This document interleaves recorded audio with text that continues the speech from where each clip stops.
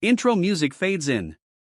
Imagine a billionaire inviting an 11-year-old girl, the daughter of his maid, to play chess as a joke, completely unaware that she's a genius waiting to shine.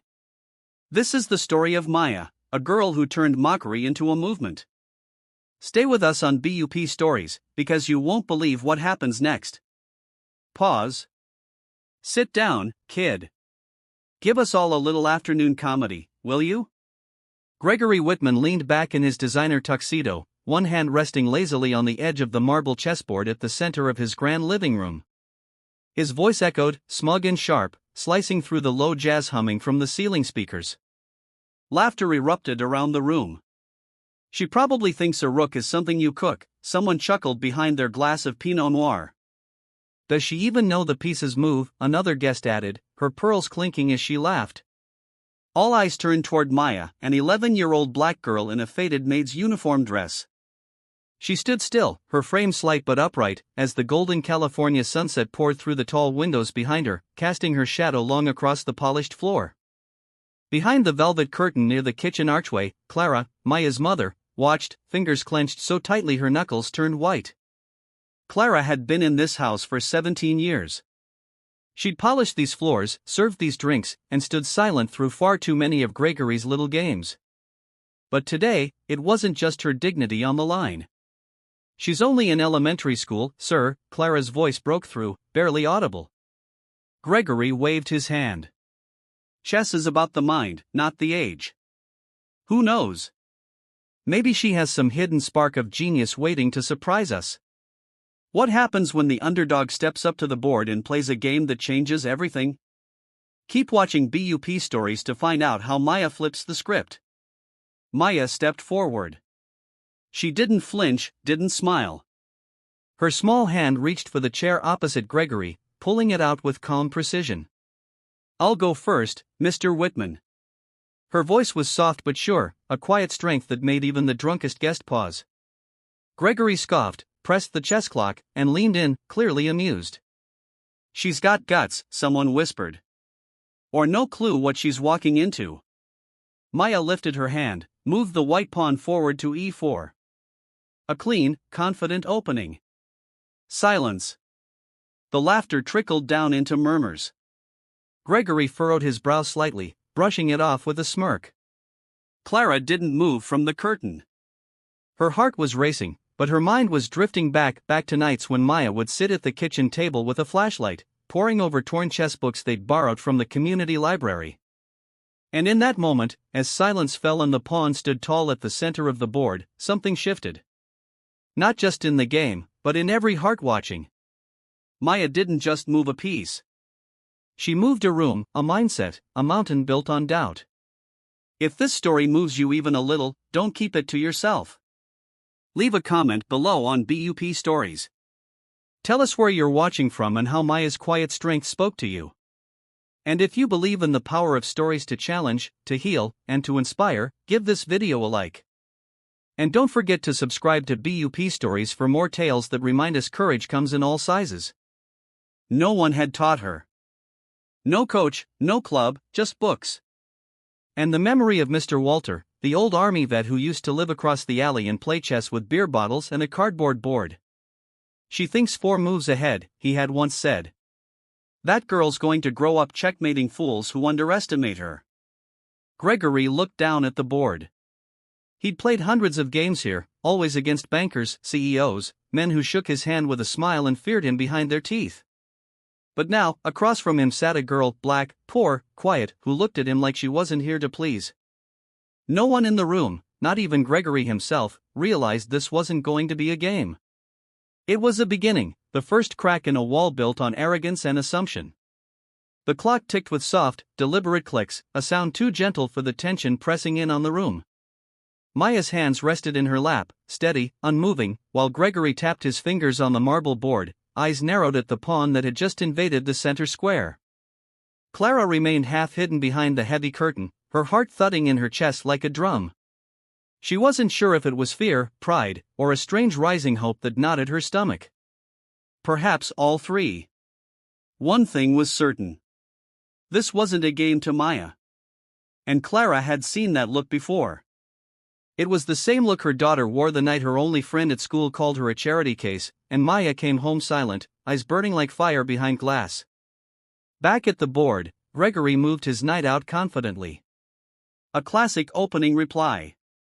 "Let's not drag this out," he muttered loud enough for the nearest guests to hear. More polite chuckles. But Maya didn't smile. She reached out, lifted her bishop, and slid it into position. Her moves weren't rushed, but neither were they tentative. She wasn't guessing. She was building. While the match continued in the center of the grand room, Clara's mind wandered to where it all began. She remembered the tiny rented apartment above the dry cleaners off Jefferson Boulevard, where Maya first picked up a plastic chess set from a thrift shop bin for 50 cents. She'd been 7, bored, curious. Clara hadn't known a rook from a pawn, but she remembered Maya's eyes lighting up like she'd discovered a secret language. Every night after finishing her shifts then as a waitress, Clara would come home to find Maya hunched over the checkered board, facing imaginary opponents, whispering move names under her breath like spells. "You need real people to play with," Clara had said once. "I have me," Maya replied. And the books, those books had come from the downtown public library, stacked beside her bed like sacred texts. Capablanca, Fisher, Polgar. Maya read them like stories, each match unfolding like battlefields in her mind. Her notebooks were filled with chess notations, strange hieroglyphs of a private universe Clara barely understood.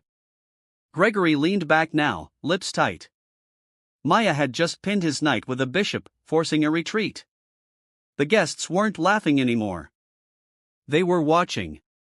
Really watching. "She's actually playing," someone murmured. "No, she's studying," another replied. Maya didn't hear them. She saw only the board, the geometry, the unfolding terrain of pressure and counterpressure. To her, every move was a question, every response a story. She had read these patterns, not in books alone, but in people, in the cafeteria lines, in the way teachers looked at her when she raised her hand too quickly, in how adults assumed silence meant ignorance. To Maya, chess was survival, strategy, proof. Back in the service quarters, her room was no more than a closet repurposed with a bunk, a shelf of torn books, and a tiny plastic fan. Yet on those cramped walls, she had drawn diagrams of traps and forks, gambits and defenses. Even her birthday wish last year wasn't for toys, but for a chess clock she saw in a pawn shop window. Clara made it happen. Sold her wedding ring. Maya never found out. Gregory made another move. Poor, rash. Maya's eyes flicked to the piece, then back to his face. She didn't smile, but inside something stirred. Across the room, a man in a navy suit whispered, "Where'd she learn this?" A woman with silver hair replied, "Not in any school around here." Another murmur, "What's her name?" Clara finally stepped out from the shadows, her back straightened, her voice calm. "Her name is Maya," she said clearly. Gregory glanced up for a second. Just a second. And in that second, he lost another piece. The air in the room had changed. Gone was the flippant mockery, the lightness of an upper-class afternoon amusement. In its place was tension, curiosity, discomfort. Maya made her next move, and Gregory was forced to castle, a defensive maneuver. His smile had faded, his brow furrowed. He looked at Maya now, not as a joke, but as a challenger. She was, without question, playing better than he expected, perhaps better than he was prepared for. And still she hadn't said another word. Clara watched it all. She saw more than chess. She saw a girl demanding to be seen in a world designed to overlook her. She saw every line in Gregory's face deepen, every casual guest fidget with their drink, every whisper shift tone from ridicule to respect. She whispered to herself, "That's my girl." Gregory sighed and moved a pawn. A weak move, predictable. Maya captured it without pause, setting up a threat 3 moves ahead. Another guest, a man with gray eyebrows and a chess club pin on his blazer, leaned toward his companion. "She's not just good, she's precise, like she's been playing every day for years." "She has," Clara said softly. The man turned, startled that she had heard him. "She taught herself," Clara added. "No coach, no school, just books and will." The man blinked, then looked back at the board. Well, fix what he broke. Maya touched her rook tattoo, a gift from Clara after nationals. I think he's afraid. Clara nodded. Scared of what you represent. Maya exhaled slowly. He's king on that board. He has power. He doesn't like losing it. Clara leaned forward. The offer? Maya sat back and folded her hands. We could say yes, use it to launch the chess club, but it means taking from the same table we sat to break. Clara reached across. Maybe that's exactly where we must plant ourselves. Maya's eyes searched her mother's. If we build with his grant, do we owe him anything? Clara shook her head. We set the terms. We hold the vision. Maya nodded. Then, let's do it. The next morning, they met Gregory and his assistant at the estate's small conference room, a polished oak table, warm tea, hushed determination. Gregory shook Clara's hand and looked at Maya with quiet sincerity. I apologize for how I framed it. You deserved respect, not spectacle. I hope this grant helps make that change. Maya's voice was steady. Respect doesn't come from money.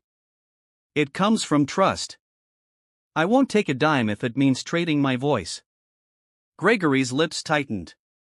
After a moment, he nodded. You'll have my trust. They signed paperwork, foundation grant established, the Maya Whitmore Chess Initiative, scholarships, community workshops, coach stipends, seed money provided, expectations silent. 2 weeks later, the first club meeting was held at the local community center. Dozens of students, black, Latinx, low-income, fanned across tables, boards set for beginners. Eloise and Coach Pavel led instruction. Maya demonstrated opening moves. Clara served lemonade and muffins. Maya noticed Gregory watching from the back, quiet, observational, a strange presence, part observer, part sponsor. One student asked timidly, "Why chess?" Maya smiled. Because sometimes the people who don't notice the board are the ones who need it most. It helps you see the next step. A murmur of understanding. She continued, we're not just learning chess. We're learning how to think, how to stand, how to change the rules. Clara watched her daughter teach and knew they'd done the right thing. That night, Maya lay in bed, listening to the city breathing outside. Clara sat beside her. Did you see him? Maya asked softly. I did. Maya exhaled. I wonder if he believes yet. Clara held her hand. He sees now. That's more than many ever learn. Maya closed her eyes. Then the game's not over. Clara kissed her forehead. It never is. The community center hummed with quiet excitement. Long folding tables had been arranged in rows, each one neatly outfitted with chessboards and plastic timers, their numbers prominently taped to the sides. Children from all backgrounds gathered, some curious, some nervous, others already boasting memories of past victories. The Maya Whitmore Chess Initiative's first official gathering held more energy than any board game had a right to. Gregory Whitman watched from a folding chair near the wall, his hands clasped tightly in front of him. He wore no tuxedo here, only a simple blazer and slacks, seemingly wanting to blend in. But blending in wasn't easy when half the crowd saw his face pinned to the announcement he'd funded. Clara stood at the front, greeting families as they arrived. She wore a modest dress, her hair neatly pulled back, and something in her posture had changed. She no longer hovered behind her daughter. Tonight, Clara held her own presence. It wasn't a place she thought she'd ever belong. But here she stood, equally important. Maya took a deep breath and tapped a small bell she'd decorated earlier. Welcome to our first meeting, she called, voice calm but carrying. The room quieted. Thank you for coming. This is not just a chess club. This is a place you can belong. A place to discover what you're capable of. Applause filled the room. Children beamed. Parents' faces glowed. One little boy raised his hand immediately. What if I don't know how to play? Maya knelt to his level and smiled. Then we'll teach you. That's what we're here for. Clara watched her daughter, her soft voice, her confidence, the way she looked each child in the eye. She felt her chest tighten with pride in something else, a fierce urge to step up. Later, a hesitant pause formed near the center of the room. A middle-aged woman named Mrs. Jenkins approached Clara. She had come with her granddaughter, whom Maya had already paired with an experienced volunteer. "I just wanted to say thank you," she said to Clara. "My granddaughter has trouble focusing in school. I saw her today. She was laser-focused." Clara nodded, swallowing emotion. "Thank you for coming." She glanced at Gregory across the room and realized something. Tonight wasn't about him. It was about them, community, possibility, hope.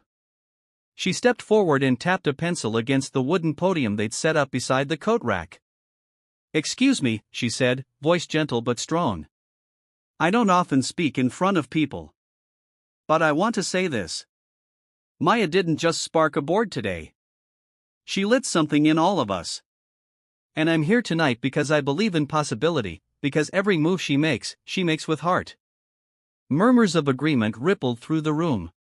Gregory watched, his expression unreadable, but tears glistened in Clara's eyes. Maya joined her mother, and together they offered a simple invitation to sign up for weekend workshops, to join a mentorship program, to tell everyone they knew that this was a place of welcome and challenge. As the meeting ended, the cacophony of excitement swelled.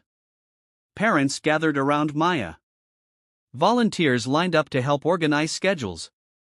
Clara was approached again and again, not as a maid's daughter or a servant, but as a partner in something new, something rising. Gregory walked over, carrying an envelope. Clara braced. "I wanted to add more," he said quietly. "Money, resources, whatever is needed." Clara looked at him, paused, then smiled. "Thank you. We'll use it carefully." He nodded, eyes down. "Thank you for letting me." Later, after everyone had left, Clara and Maya cleaned up side by side. A stack of unplaned chessboards leaned against the wall.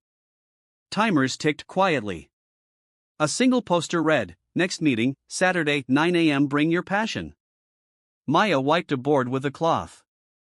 "Mom," she said, "did you ever think we'd be here together?" Clara paused, emotion warming her voice. "No. But I believed you could bring others here. I just never thought I'd be standing with you."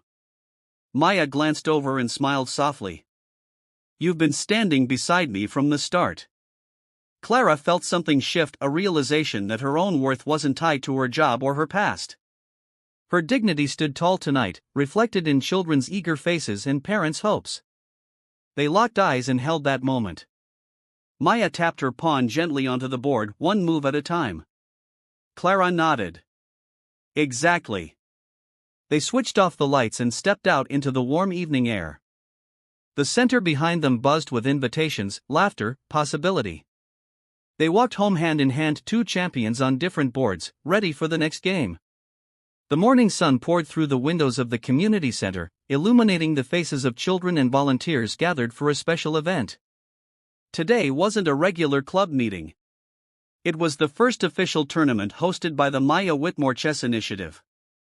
Banners hung on the walls, reading, "Every move matters and think, learn, grow." Trophies were neatly arranged on a table near the front, waiting for hands eager to take them. Maya stood at one end of the room, organizing boards and welcoming newcomers. Clara floated between tables, serving water and encouragement. Volunteers set up timers and score sheets. You could feel it in the air: community, purpose, quiet excitement. At 3 o'clock, Eloise tapped her spoon against a coffee cup. "Let's begin," she said. The chatter lowered to focused intent, boards were reset, chairs straightened, first-round matchups were announced. Maya's eyes traveled across the room, landing on Gregory Whitman standing near the back, arms crossed. He didn't interrupt anything, just watched. His expression was inscrutable. He'd become a fixture in these meetings, a silent sponsor. But today, something felt different. Maya felt it humming in his gaze, a respect, perhaps even pride. Her first opponent was Lucas, a boy no older than 9, with bright eyes and shaking hands. His first move came quick, a beautiful pawn to e4. Maya responded gently, setting a welcoming tone. The match began. Lucas played with honesty and urgency. He didn't hold back. He attacked early, trading pawns, pressing Maya into defensive positions, but Maya treated it like a teaching moment. She offered suggestions under her breath, helping him see opportunities. When he hesitated, she encouraged him. When he missed a move, she didn't judge. Maya paused the game to show him what he could have done differently. Lucas' eyes brightened at each insight.